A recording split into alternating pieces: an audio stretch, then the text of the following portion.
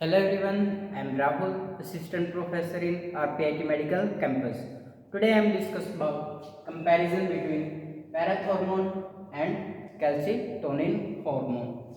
They both are released by thyroid gland.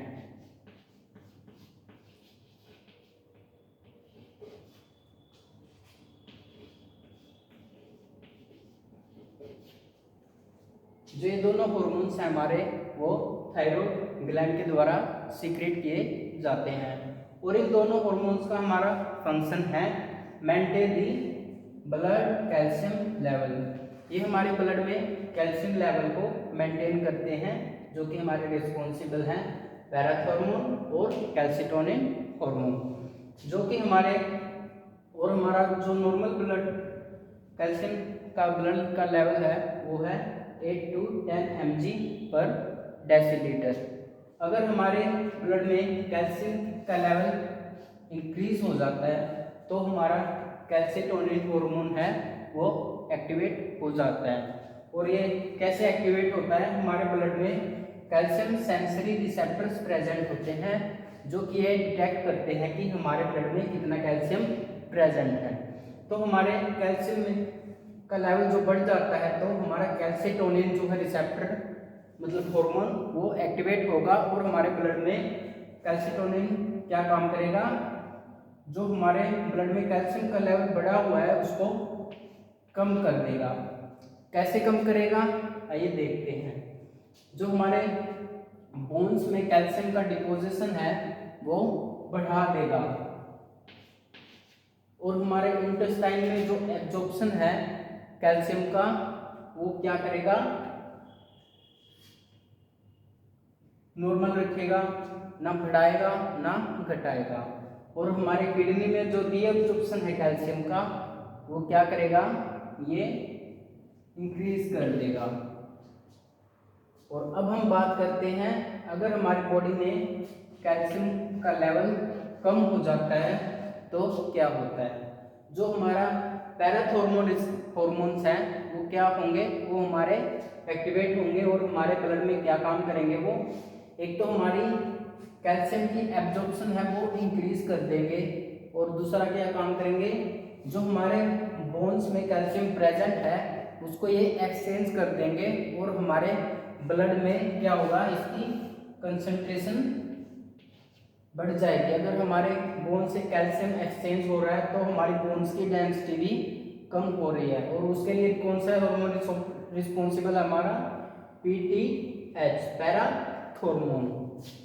और हमारे intestine में जो एब्जॉर्प्शन है कैल्शियम की वो भी बढ़ जाएगी क्योंकि हमारे एब्जॉर्प्शन कहाँ होती है, हमारे इंटेस्टाइन में, हमारे ब्लड में। तो हमें क्या चाहिए, हमारे ब्लड में कैल्शियम का लेवल इंक्रीज करना है क्योंकि वो कम है normal blood calcium blood level से। और अब हम बात करते हैं किडनी की।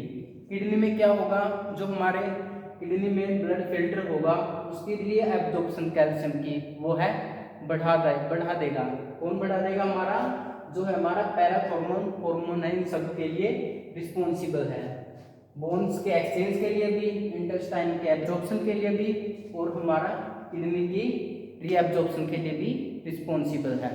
तो बेसिकली इन दोनों में यही कंपैरिजन है। अगर हमारे ब्लड में कैल्शियम बढ़ जाता है तो हमारा